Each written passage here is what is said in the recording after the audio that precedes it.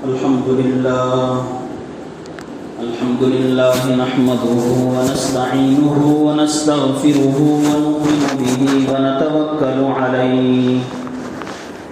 ونعوذ بالله من شرور أنفسنا ومن سيئات أعمالنا من يهده الله فلا مضل له ومن يضلله فلا هادي له ونشهد أن لا إله إلا الله وحده لا شريك له ونشهد أن سيدنا ومولانا محمدا عبده ورسوله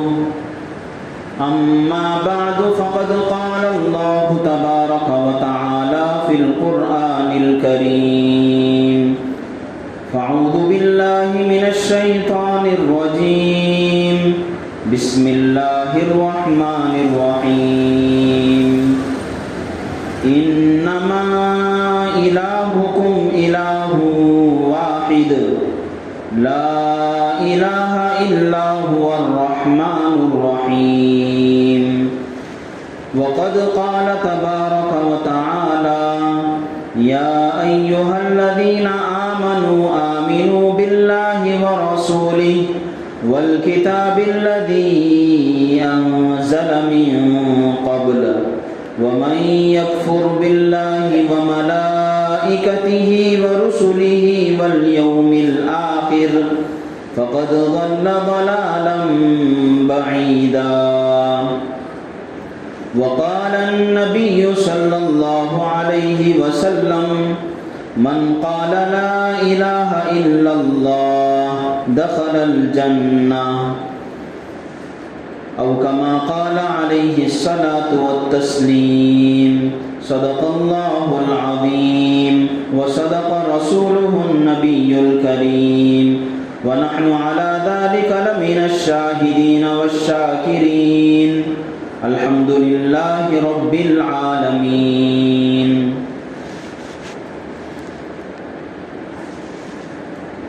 بزرگان محترم، عزیز بھائیوں، دوستوں،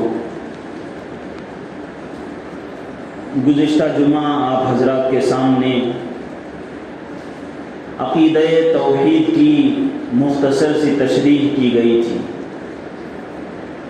کہ توحید کسے کہتے ہیں، اس کے اوپر عقیدہ لانے کا مطلب کیا ہے. عقیدہ کہہ لیجئے یا پھر ایمان کہہ لیجئے کہ ایمان باللہ، اللہ پر ایمان کسے کہتے ہیں.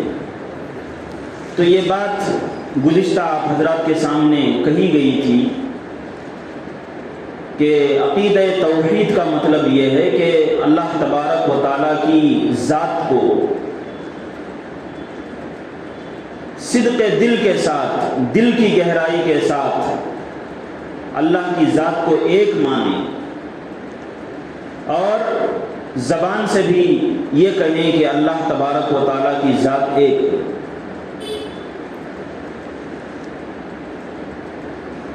دوسرے نمبر پر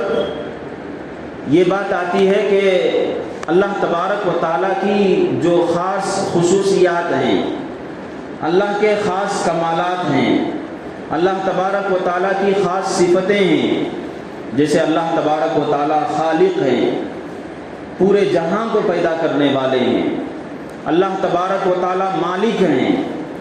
تمام کائنات کے مالک ہیں. اللہ تبارک و تعالیٰ پوری دنیا پر اللہ تبارک و تعالیٰ کی قدرت حاصل ہے. دنیا کا کوئی حصہ یا کائنات کا کوئی حصہ، پوری یونیورس اللہ تبارک و تعالیٰ کے قبضے قدرت میں ہے. تو اللہ تبارک و تعالیٰ کے جو خاص کمالات ہیں، اللہ کی خاص صفتیں ہیں، اللہ کے خاص کوالٹیز ہیں، ان چیزوں میں بھی ہم اللہ تبارک و تعالیٰ کو ایک ہی بیان کریں، ایک ہی سمجھیں. یہ ہے عقیدہ توحید کی تشریح کہ جس کے اندر اللہ تبارک و تعالیٰ کی ذات کو بھی ایک ماننا آتا ہو اور اللہ تبارک و تعالیٰ کی صفتوں میں بھی اللہ کو ایک مانا جاتا ہو. اللہ کے جو خاص کمالات ہیں، اللہ کی جو خاص خصوصیات ہیں، ان میں کسی غیر کو ہم شامل نہ کریں. جیسے اللہ تبارک و تعالیٰ پیدا کرنے والی ہستی ہے، اللہ کے علاوہ اور کوئی ذات نہیں ہے جو رب ہے، پروردگار ہے، لہٰذا اللہ کے علاوہ اگر کوئی یہ سمجھے کہ اللہ کے ساتھ یا اللہ کے علاوہ فلاں وہ بھی پیدا کرنے کی طاقت رکھتا ہے، اس کے اندر بھی تخلیق کی صفت موجود ہے، یا وہ بھی پروردگار ہے، تو سمجھیے کہ ہم اللہ تبارک و تعالیٰ کو ایک نہیں سمجھ رہے۔ اللہ کو ایک سمجھنا اسی وقت پورا ہوگا جب ہم اللہ کی ذات میں بھی اللہ کو ایک سمجھیں، اللہ کی صفات میں بھی اللہ کو ایک سمجھیں، تب جا کر عقیدہ توحید سامنے آتا ہے۔ چنانچہ رسول اللہ صلی اللہ علیہ وسلم نے جو پہلی ندا لگائی تھی، پہلی آواز لگائی تھی کہ تمام لوگوں کے سامنے کھڑے ہوئے اللہ کے نبی، اور یہ اس وقت کھڑے ہوئے جب کعبے کے اندر 360 بت رکھے ہوئے تھے، لوگ مرکز توحید میں کعبۃ اللہ کے اندر اللہ کے علاوہ اور چیزوں کو اور بتوں کو اور پتھروں کو تراش کر، اپنے ہاتھوں سے تراش کر وہاں رکھتے تھے، اور ان کے سامنے اللہ تبارک و تعالیٰ کی جیسی عبادت کرتے تھے ویسی عبادت کرتے تھے، وہاں ان کا سجدہ کیا کرتے تھے، ان کے سامنے منتیں مانا کرتے تھے، اور ان کے لیے قربانیاں دیا کرتے تھے کہ میں فلاں بت کے لیے اس جانور کو قربان کر رہا ہوں، میں فلاں بت کے لیے میں اپنے اس جانور کا خون بہا رہا ہوں، میں فلاں بت کے نام پر کھانا کھلا رہا ہوں۔ یہ سب چیزیں ہوتی تھیں۔ پہلی چیز جو اللہ تبارک و تعالیٰ نے فرمائی وہ ہے اللہ کے نبی علیہ الصلوۃ والسلام کو وَأَنذِرْ عَشِيرَتَكَ الْأَقْرَبِينَ، کہ اپنے جو قریبی رشتہ دار ہیں، اس وقت وہی لوگ تھے مکے کے، تو ان سے فرمایا کہ آپ وہاں جائیے اور جا کر ان سے اس تعلق سے بات کیجیے۔ چنانچہ اللہ کے نبی علیہ الصلوۃ والسلام صفا پہاڑی پر کھڑے ہوئے اور لوگوں کو جمع کیا، اور جمع کرنے کے بعد خطبہ اور پھر کچھ اہم باتیں شروع میں بیان کی، اس کے بعد فرمایا قولوا لا الہ الا اللہ تفلحوا، یعنی اللہ تبارک و تعالیٰ کے علاوہ اور کوئی نہیں کہ جس کے سامنے پیشانی ٹیکی جا سکے، اس بات کے قائل ہو جاؤ، اس بات کو کہنے والے بن جاؤ، اور اپنے عمل سے بھی اس پر کاربند ہو جاؤ، پابند ہو جاؤ، تفلحو، تم کامیاب ہو جاؤ گے۔ تو اس وقت سب سے پہلے اللہ کے نبی علیہ الصلوۃ والسلام کے خلاف کھڑے ہونے والے خود آپ کے چچا تھے، یعنی وہ ابو طالب تھا، جو اللہ کے نبی علیہ الصلوۃ والسلام کو بکنے لگا اور اس کے خلاف گالیاں بکنے لگا اور کہنے لگا کہ یا محمد لہذا جمعتنا، اے محمد کیا اس وجہ سے آپ مجھے جمع کیے؟ ہم لوگ اپنے کام میں لگے ہوئے تھے، تم یہ بکواس کر رہے۔ تو سب سے پہلی آواز جو اللہ کے نبی علیہ الصلوۃ والسلام نے نبوت ملنے کے بعد آواز لگائی، وہ آواز یہ تھی کہ لا الہ الا اللہ۔ یہ لا الہ الا اللہ کیا ہے؟ گزشتہ میں نے آپ کے سامنے کہا تھا کہ لا الہ الا اللہ کہنا بس ایک کلمہ نہیں ہے۔ جیسے لوگ دوسرے مذہب والے، دوسرے ریلیجنس والے، دوسرے فالوورز منتر پڑھتے ہیں، اس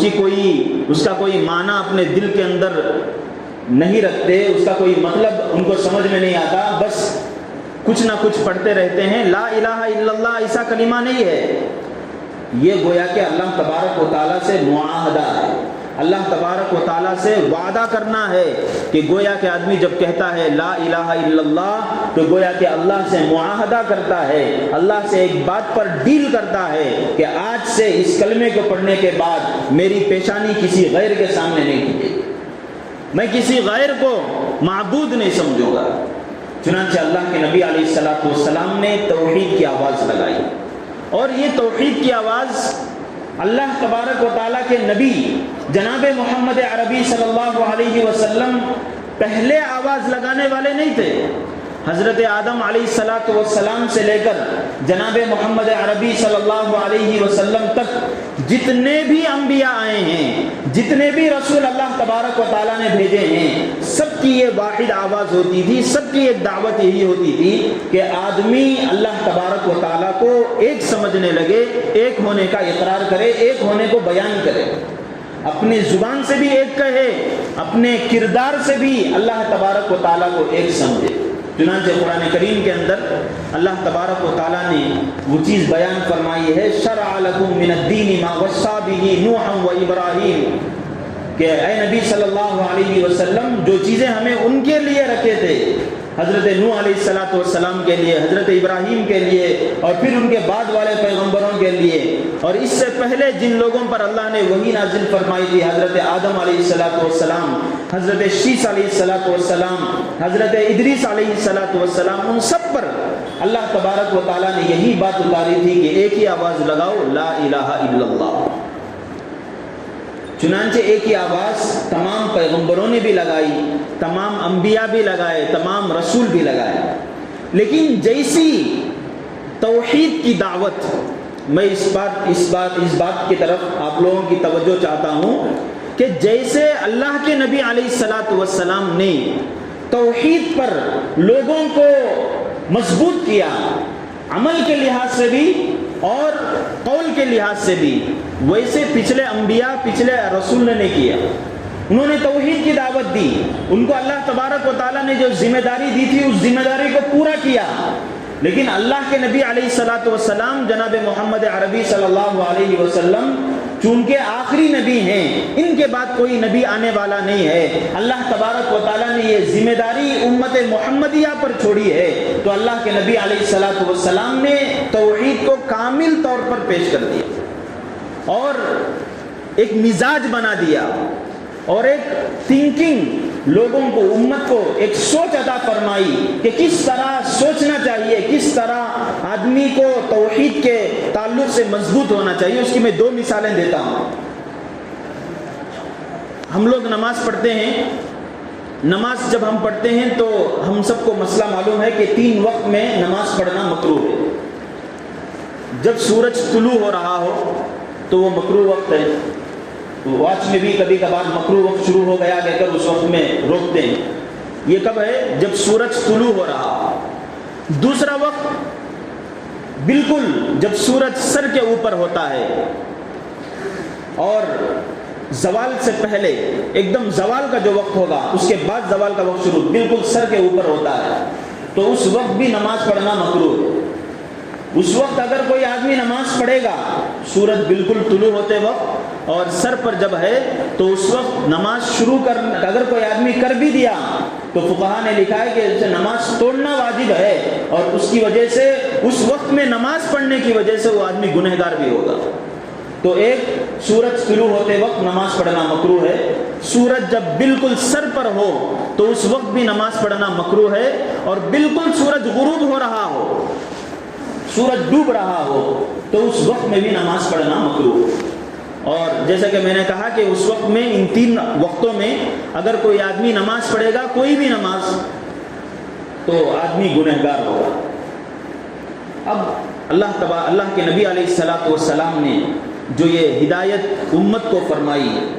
کہ 3 اوقات ہیں کہ ان اوقات میں نماز پڑھنا مکروہ ہے، نماز پڑھنا گناہ کی بات ہے، اب اس کے پیچھے کیا فلسفہ ہے؟ کیوں اللہ کے نبی علیہ السلام نے منع فرمایا؟ یہ سوچنے کی بات ہے۔ اللہ کے نبی علیہ السلام نے بعض روایات کے اندر یہ بات بیان فرمائی ہے کہ یہ جو وقت ہوگا، سورج طلوع ہونے کا وقت یا سورج غروب ہونے کا وقت یا سر پر جب سورج بالکل ہوگا، تو اس وقت کا یہ 3 اوقات ایسے ہیں کہ اس وقت سورج کو پوجا کرنے والے پوجا کرتے ہیں۔ جب سورج طلوع ہو رہا ہو تو لوگ پوجا کرتے ہیں، سورج غروب ہو رہا ہو تو بہت سارے، ان میں بھی بہت سارے طبقے ہیں، سورج کی پوجا کرنے والوں میں بھی بہت سارے گروہ ہیں۔ ایک طبقہ سورج طلوع ہوتے وقت سورج کی پوجا کرتا ہے، جب سر پر اگر سورج ہو تو اس وقت بھی پوجا کرتا ہے، جب ڈوب رہا اس وقت بھی لوگ پوجا کرتے ہیں۔ تو اللہ کے نبی علیہ السلام نے اس لیے منع فرمایا، اگرچہ کہ کوئی مسلمان جو نماز پڑھ رہا اس کے دل میں یہ بات نہیں آتی کہ میں سورج کے سامنے سجدہ کر رہا ہوں یا سورج کی پوجا کر رہا ہوں، یہ بات نہیں آتی، لیکن دیکھنے والے یہ سمجھیں گے کہ اس وقت نماز پڑھ رہے ہیں، غیر بھی نماز پڑھ رہے ہیں، غیر بھی عبادت کرتے ہیں تو کہیں لوگوں کو, دیکھنے والوں کو دھوکہ لگ سکتا ہے کہ مسلمان بھی شاید سورج کے طلوع ہوتے وقت یہ سورج کی عبادت کرتے ہوں گے, سورج کے سامنے سجدہ کرتے ہوں گے, سورج غروب ہو رہا ہے تو اس وقت یہ کام کرتے ہوں گے. اللہ کے نبی علیہ الصلوۃ والسلام نے منع کر دیا, اور منع کرنے کے بعد یہ بات فرمائی کہ اس وقت اگر کریں گے بھی, نماز پڑھیں گی تو گناہ بھی ہوگا. تو میں یہ بتا رہا تھا کہ اللہ کے نبی علیہ الصلوۃ والسلام نے توحید کا جو عقیدہ, اللہ کو ایک سمجھنے اور اللہ کے علاوہ کسی کو بھی کسی بھی چیز میں اللہ کی جو خاص چیزیں ہیں اس میں شریک ٹھہرانے سے جو اللہ کے نبی نے منع فرمایا ہے, اس کے اور اس کو جو کامل طریقے سے جو امت کو ایک تھنکنگ عطا فرمائی, ایک سوچ عطا فرمائی ہے, اس کو سمجھیے کہ نماز پڑھنے کو اللہ کے نبی علیہ الصلوۃ والسلام نے منع کر دیا. دوسری مثال, ہم لوگ نماز جنازہ پڑھتے ہیں, ہم لوگ اور بھی نمازیں پڑھتے ہیں, فجر کی پڑھتے ہیں, ظہر کی پڑھتے ہیں, عصر کی پڑھتے ہیں, مغرب عشاء کی پڑھتے ہیں, سنت نمازیں بھی پڑھتے ہیں, واجب نمازیں بھی پڑھتے ہیں. سب نمازوں میں سجدے رکھے ہوئے ہیں, ہر رکعت میں 2 سجدے رکھے ہوئے ہیں, اور یہاں تک بات لکھی ہوئی ہے کتابوں کے اندر, نماز کے اندر سب سے بڑا حصہ سجدے کا حصہ. لیکن نماز جنازہ جب ہم پڑھتے ہیں تو ہمیں جو نماز جنازہ کا طریقہ سکھایا گیا وہ طریقہ یہ ہے کہ اس میں سجدہ نہیں ہوگا. آدمی بس کھڑا ہوگا اور ثنا پڑھے گا, درود شریف پڑھے گا اور میت کی مغفرت کے لیے دعا کرے گا, کھڑے کھڑے ہی سلام پھیر دے گا, سجدہ نہیں ہوگا. اب سجدہ کیوں نہیں ہے؟ ہم لوگ نماز جنازہ پڑھتے ہیں لیکن اس طرف ہم توجہ نہیں کرتے کہ سجدہ کیوں نہیں ہے. اگرچہ کہ کوئی کھڑا ہونے والا اس کے دل میں یہ بات نہیں آتی کہ میں فلاں میت کے سامنے سجدہ کر رہا ہوں, کسی بھی آدمی کے دل میں یہ بات نہیں آتی. کسی بھی کو اپنے باپ کا جنازہ کیوں نہ ہو, ماں کا جنازہ کیوں نہ ہو, کسی اور کا جنازہ کیوں ہو, آدمی جب نماز پڑھتا ہے تو اس کا دل اللہ کے ساتھ اٹکا ہوا ہوتا ہے اور وہ سامنے جو میت ہے اس کی مغفرت کے لیے دعا کرتا ہے. لیکن شریعت نے, اسلام نے, دین نے نماز جنازہ کے اندر سجدہ نہیں رکھا, اس لیے کہ ہو سکتا ہے کہ دیکھنے والے یہ سمجھیں کہ بھئی یہ سجدہ کر رہا ہے, شاید اس میت کے لیے سجدہ کر رہا ہوگا, شاید یہ جو سامنے جو اللہ کا بندہ جس کی روح اللہ نے نکال لی ہے اس کے سامنے سجدہ کر رہا ہوگا. کسی کے سامنے اللہ کی اس کے باپ کی لاش رکھی ہوئی ہے, اس کی ماں کی میت رکھی ہوئی ہے, اس کے بھائی یا اس کی بہن کی میت رکھی ہوئی ہے, تو یہ اپنے بھائی کا سجدہ کر رہا ہوگا, اپنی بہن کا سجدہ کر رہا ہوگا. کسی کے دل میں, دیکھنے والوں کے دل میں کم از کم یہ بات آ سکتی ہو. اس لیے اللہ تبارک و تعالیٰ نے, شریعت نے, دین نے, نبی علیہ الصلوۃ والسلام نے نماز جنازہ سے سجدے کو ہی نکال دیا. اب نماز جنازہ پڑھیں گے, کھڑے ہوں گے, رکعت بھی باندھیں گے, ثنا پڑھیں گے, اللہ تبارک و تعالیٰ کی تعریف اس کے اندر ہے, درود بھی پڑھیں گے, نبی علیہ الصلوۃ والسلام کا ذکر اس کے اندر ہے. اس کے بعد تیسرا نمبر جو کریں گے وہ مغفرت کے لیے دعا کریں گے, اس کے بعد سلام پھیر دیں گے. اس سے آپ اندازہ لگائیے کہ 3 اوقات میں نماز پڑھنا اللہ کے نبی علیہ الصلوۃ والسلام نے منع کر دیا کہ ان 3 اوقات میں نماز نہیں پڑھنا ہے. سورج طلوع ہوتے وقت نماز نہیں پڑھنا, اور سر پر جب ہو تب بھی نماز نہیں پڑھنا, غروب ہوتا ہو تب بھی نماز نہیں پڑھنا, اور نماز جنازہ ہے اس میں اللہ تبارک و تعالیٰ نے سجدوں کو معاف کر دیا, سجدہ نہیں ہوگا. یہ کیوں؟ یہ اس لیے کہ ہو سکتا ہے کہ کسی کے دل میں یہ بات آ سکتی ہو کہ اس وقت اگر نماز پڑھیں گے تو سورج کے سامنے سجدہ ہو رہا ہوگا, سورج طلوع ہو رہا ہے اس وقت سجدہ کر رہا ہوگا کوئی آدمی, یا یہ کہ کسی کی میت رکھی ہوئی ہے اس میت کو سجدہ کر رہا ہوگا. اس لیے اللہ کے نبی علیہ الصلوۃ والسلام نے اور شریعت مطہرہ نے, اللہ تبارک و تعالیٰ نے یہ چیزیں ختم کر دی. یہ اس لیے کہ ایک سوچ بنا دیے, ایک سوچ دینا تھا. اللہ کے نبی علیہ الصلوۃ والسلام آخری نبی ہیں, آخری پیغمبر ہیں. کسی بھی طرح کا شک اور شبہ, کسی بھی طرح کا کوئی جھول, کسی بھی طرح کی کوئی اجازت اللہ کے نبی علیہ الصلوۃ والسلام نہیں دینا چاہ رہے تھے. اللہ نہیں چاہ رہا تھا تاکہ آگے چل کر اس ایک باریک کی چیز کی وجہ سے لوگ راہ راست سے ہٹ کر شرک کرنے والے بن جائیں. اللہ یہ نہیں چاہ رہا تھا. آخری نبی نے ایسا دین پیش کر دیا کہ کسی کے سامنے اگر سجدہ کرنا ہو تو وہ اللہ کا سجدہ ہوگا, اگر اس کے علاوہ کسی کے سامنے سجدہ کریں گے اس سے شرک لاحق ہوتا ہے. حضرت یوسف علیہ السلام کا ذکر موجود ہے قرآن کریم کے اندر، اور وہاں پر یہ بات بھی ہے کہ حضرت یعقوب علیہ السلام اور ان کی والدہ اور ان کے بھائیوں نے، یوسف علیہ السلام کے بھائیوں نے یوسف علیہ السلام کا سجدہ کیا تھا، اور اس سے پہلے حضرت آدم علیہ السلام کا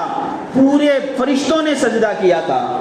لیکن یہ ہے تو ان امتوں میں ہے جب توحید کی بات اللہ تبارک و تعالیٰ نے بیان کر دی تھی، حضرت آدم علیہ السلام کا سجدہ اگرچہ کہ کیا گیا، لیکن آدم علیہ السلام کا سجدہ اس لیے نہیں کیا گیا کہ اللہ تبارک و تعالیٰ نے ان کو معبود بنا دیا ہو یا ان کی عبادت کے لیے اللہ نے کہا ہو، اس لیے نہیں، اللہ کا حکم تھا، اللہ کی فرما برداری تھی۔ حضرت یعقوب علیہ السلام نے اپنے بیٹے حضرت یوسف علیہ السلام کا سجدہ کیا، وہ سجدہ عبادت والا سجدہ نہیں تھا، احترام والا سجدہ تھا، جو اس زمانے میں حضرت یوسف علیہ السلام کی شریعت میں، ان کے دین میں اس کی اجازت تھی۔ لیکن لوگ چلتے چلتے چلتے راہ راست سے ہٹ گئے اور اپنے بادشاہوں کا سجدہ کرنا شروع کر دیے۔ جب جناب محمد عربی صلی اللہ علیہ وسلم نے اپنی شریعت پیش کر دی تو اس وقت اللہ تبارک و تعالیٰ نے اس سجدے کو بھی ختم کر دیا کہ وہ اس سجدے کی اجازت میں نے دی تھی، لیکن لوگ نہیں سمجھ سکے، اپنے سرداروں کا بھی سجدہ کرنے لگے، اپنے ماں باپ کا بھی سجدہ کرنے لگے۔ اس لیے میں امت محمدیہ میں، دین محمدی میں، شریعت میں سجدہ کو بھی ختم کر دیتا ہوں۔ اللہ نے سجدے کو ختم کر دیا کہ کسی کے سامنے سجدہ نہیں کر سکتے سوائے اللہ تبارک و تعالیٰ کی ذات کے۔ تو میں بتانا چاہتا ہوں کہ شریعت محمدیہ، اللہ کے نبی علیہ السلام نے جو دین ہمارے سامنے پیش کیا، اس کا مزاج کیسا ہے، اس کا طریقہ کار کیسا ہے کہ دین کے مسئلے میں، اللہ تبارک و تعالیٰ کی توحید کے مسئلے میں ذرہ برابر بھی اگر کہیں جھول محسوس ہوتا ہو تو وہاں پر اللہ کے نبی علیہ السلام بالکل سخت ہو گئے، شریعت سختی کرنے لگی، اب کسی کے سامنے سجدہ نہیں کرے گا۔ لوگوں نے اگر گزشتہ جمعہ میں نے آپ حضرات کے سامنے وہ حدیث بھی سنائی تھی کہ کسی دوسرے ملک میں جا کر ایک صحابی آئے اور آ کر کہنے لگے کہ اس ملک میں نے دیکھا کہ لوگ سجدہ کر رہے ہیں اپنے بادشاہ کا، میں آپ کے سامنے سجدہ کرتا ہوں۔ اللہ کے نبی علیہ السلام نے سختی سے منع فرما دی۔ تو یہ یہاں تک جو بات میں نے آپ حضرات کے سامنے بیان کی وہ یہ تھی کہ دین کا مزاج، شریعت کا مزاج، جو دین محمد عربی صلی اللہ علیہ وسلم ہمارے سامنے لائے ہیں، اس کا مزاج یہ ہے کہ جہاں ذرہ برابر بھی کسی کو فرق پڑتا ہو کہ یہاں شرک آ سکتا ہے، وہ دروازے وہیں پر بند کر دیے گئے۔ اس کے بعد ایک دوسرا مسئلہ سمجھیے کہ ہم سب لوگ الحمدللہ مسلمان ہیں، مسلمانوں میں بھی بہت سارے لوگ چھوٹی چھوٹی چیزوں پر اختلاف کرتے ہیں، کبھی کبھی وہ چیزیں ایسی بھی ہوتی ہیں جو خطرناک حد تک پہنچا دیتی ہیں۔ ٹوپیوں پر اختلاف کرتے ہیں کہ ہماری سفید ٹوپی ہوگی، فلاں کی ہری ٹوپی ہوگی، فلاں کی لال ٹوپی ہوگی، اس پر لوگوں کے درمیان اختلاف ہوتا ہے۔ کسی اور چیز کے کوئی ہاتھ اٹھاتا ہے، کوئی ہاتھ چھوڑ دیتا ہے، کوئی آمین زور سے کہتا ہے، کوئی آمین آہستہ کہتا ہے، لوگوں میں اس میں بھی اختلاف ہوتا رہتا ہے۔ اور اس اختلاف کو ایسا جھگڑے کا بھی کبھی کبھار موضوع بنا لیتے ہیں، حالانکہ وہ مسئلہ اتنا خطرناک نہیں ہوتا، کبھی کبھار اس کے سننے پر بھی لوگ توجہ نہیں دیتے۔ یہاں میں ایک بات سمجھانا چاہ رہا ہوں، دین کا مزاج کیا ہوتا ہے میں نے آپ کے سامنے رکھ دیا کہ شرک کی ذرہ برابر بھی ہوا بھی اگر لگنے آ رہی ہو تو اللہ کے نبی علیہ السلام نے دین میں وہاں پر دروازے بند کر دیے، لہٰذا نماز جنازہ سے سجدہ ختم کر دیا۔ لوگ سمجھ سکتے ہیں کہ شاید میت کا سجدہ کرتا ہو، اور سورج طلوع ہوتے وقت وہاں پر بھی نماز پڑھنے سے منع کر دیا، اس لیے کہ کوئی یہ سمجھ سکتا ہے کہ شاید سورج کا سجدہ کرتا ہوگا۔ اس بات کو سمجھ کر آگے کی بات سمجھنے کی کوشش کیجئے کہ بہت سارے لوگ، مثال کے طور پر بہت سارے ہم لوگ کئی سارے لوگوں کو درگاہ جانے سے منع کرتے ہیں، درگاہ جانے سے بہت سارے لوگوں کو منع کرتے ہیں، حالانکہ درگاہ جانا، فی نفسی ہی درگاہ کو جانا اور وہاں پر جو اللہ کے ولی اگر وہاں اگر اللہ کے ولی ہوں تو ان کے لیے ایصال ثواب کرنا اور ان کو کوئی چیز یاسین شریف ہو، سورہ فاتحہ ہو یا اور کوئی سورہ فلق، سورہ ناس ہو، چار قل ہو، یہ پڑھ کر ان کے لیے بخشنا، یہ بڑی اچھی چیز ہے، بلکہ سمجھیے کہ ان کا حق ہے۔ جیسے ہمارے اوپر والدین کا حق ہے، والدین نے ہمیں پالا پوسا، ہماری خدمت کی، ہمیں اس لائق بنایا، تو ہمارے اوپر جیسا حق بنتا ہے والدین کا، تو ہم والدین کے لیے ایصال ثواب کرتے ہیں۔ تو کوئی ولی یا کوئی بڑا عالم اگر دین کی خدمت کیا ہو اور دین کے لیے اپنی پوری زندگی وقف کر دیا ہو تو اس کے مرنے کے بعد پوری امت کی یہ ضرورت ہوتی ہے، حق بنتا ہے کہ ہم اس کے لیے کچھ پڑھیں، بخشیں اور ایصال ثواب کریں۔ تو درگاہ کو جانا اس لیے، اس بات کی اجازت ہے، سب جا سکتے ہیں، ہم لوگ بھی جاتے ہیں، لیکن اگر وہاں جا کر اگر کوئی آدمی سجدہ کرتا ہے، اگرچہ کہ اس کے دل کے اندر یہ بات نہ ہو کہ میں اس کا سجدہ کرتا ہوں، یا وہ یہ کہتا ہو کہ میں اس کے پیر چومنے کے لیے جھکا ہوں، تو آپ شریعت کے اس مزاج کو سامنے رکھ کر آپ اس بات کو بھی سامنے رکھیں کہ درگاہ کو جا کر آدمی جو یہ کام کرتا ہے، چکر لگاتا ہے اور پھر اور کوئی کام وہاں جا کر ان کے نام کے لیے، ان کے نام پر کھانا کھلاتا ہے یا ان کے نام پر ذبح کرتا ہے، جبکہ یہ چیزیں ایسی ہیں جو خالص اللہ تبارک و تعالیٰ کو کرنے کی ہیں، تو یہ چیزیں کہاں سے جائز ہوگی، کہاں سے اس کی اجازت ہوگی؟ ہم لوگ بات کو سمجھتے نہیں۔ جیسے ہی بات آ گئی کہ مثال کے طور پر کسی مسجد میں یہ کہہ دیا گیا، درگاہ کا نام آ گیا، تو پہلے دیکھ لیتے ہیں یہ کس کی مسجد ہے، یہ ہماری مسجد ہے، ان کی مسجد ہے، ہاں ان کی مسجد ہے، تو شاید خلاف ہی کہہ رہے ہیں۔ خلاف نہیں، بات کو سمجھنے کی ضرورت ہے۔ اللہ کے نبی علیہ الصلوۃ والسلام نے، دین نے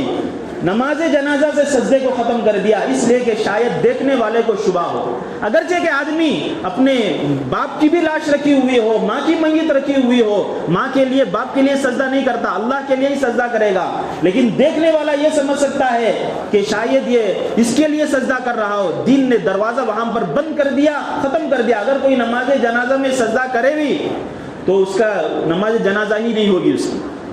تو یہی چیز درگاہ میں جا کر کوئی آدمی کرتا ہے تو پھر کہاں سے اس کی اجازت ہو؟ تو دین کے اسی مزاج کو سامنے رکھ کر، دین کی اسی سوچ کو سامنے رکھ کر ہم لوگ درگاہ کو جانے سے اس لیے منع کرتے ہیں کہ وہاں جس آدمی کو اس کا علم ہے وہ تو بچ جائے گا، وہاں ایصال ثواب کرے گا، لیکن جسے زیادہ علم نہیں ہے، جسے زیادہ اس کی جانکاری نہیں ہے، زیادہ اس کا نالج نہیں ہے، وہ جائے گا، وہ یہ سمجھے گا کہ بھئی یہاں پر بھی ہمیں کچھ عبادت کرنا ہے، یہاں پر بھی شاید ہمیں اس کا سجدہ کرنا ہے، یہاں پر بھی ہمیں اس کی چادر کو چومنا ہے، جبکہ یہ چیزیں ایسی ہیں جو دھیرے دھیرے دھیرے آدمی کو شرک تک پہنچ جاتے ہیں، شرک تک پہنچ جا دیتی ہیں۔ تو اس لیے بھائیوں یہ بات سمجھنے کی ضرورت ہے کہ مثال کے طور پر بہت سارے ٹنڈے بولتے ہیں، ٹھیک ہے، اہل سنت والجماعت بہت سارے لوگوں کو ٹنڈے بولتے ہیں، درگاہ والے، یہ الگ الگ، یہ جو فرقہ واریت جو ہمارے اندر آ گئی ہے، یہ غلط بات ہے۔ اسلام، یہ دور تو ایسا ہے اس وقت کہ اسلام کے نام پر کھڑے ایک ہونے کی ضرورت ہے، اسلام کے نام پر ایک ہونے کی ضرورت ہے، اور بس ٹوپیوں کے اور پھر دوسرے سارے مسائل کو سامنے رکھ کر ہمیں اختلاف کرنے کی ضرورت نہیں ہے۔ اس وقت مسلمانوں کو متحد ہونے کی ضرورت ہے، اور یہ چیزیں جو ہیں، جو مسئلے مسائل کی جہاں تک بات ہے، ان کو سمجھ کر ہمارے لیے اللہ تبارک و تعالیٰ نے عقل دی ہے، ان چیزوں کو سامنے رکھ کر اگر ہم آگے بڑھیں، جس کو جو دین کی بات سامنے رکھ دیے اور وہ اس کو لے کر آگے بڑھتا ہے تو وہ اس کی چیز ہے، لیکن اس کے اوپر اختلاف کر لے کر بیٹھنا یہ صحیح بات نہیں۔ تو خیر، میں یہ بات سمجھا رہا تھا، دین کا مزاج سمجھا رہا تھا کہ دین کا مزاج یہ ہے، شریعت کا مزاج یہ ہے، اللہ کا مزاج یہ ہے۔ رسول اللہ صلی اللہ علیہ وسلم نے اپنے آخری حیات میں یہ کام کر کے دکھایا کہ جس طرح جہاں بھی شرک کی بات آتی ہو یا اور کوئی جھول عقیدے کے اندر، توحید کے اندر، ایمان کے اندر آتا ہو تو اللہ کے نبی علیہ الصلوۃ والسلام نے وہیں پر دروازہ بند کر دیا۔ لہٰذا درگاہوں کو جانا ہے، جائیے، بہت اچھی بات ہے، ان کا اگر وہ ولی اللہ ہیں، ان کی کوئی خدمت ہے تو ایصال ثواب بھی کرنا ہے، لیکن وہاں جا کر ان کی عبادت کرنا یا ان کے لیے کوئی ایسا کام کرنا جو خالص اللہ کے لیے کیا جاتا ہو، یہ بات شرک کے اندر آتی ہے، اور اس سے آدمی بسا اوقات بہت ساری مرتبہ اسلام کے دائرے سے بھی باہر نکل جاتا ہے۔ اس لیے اس چیز کے فرق کو ملحوظ رکھ کر اگر کوئی آدمی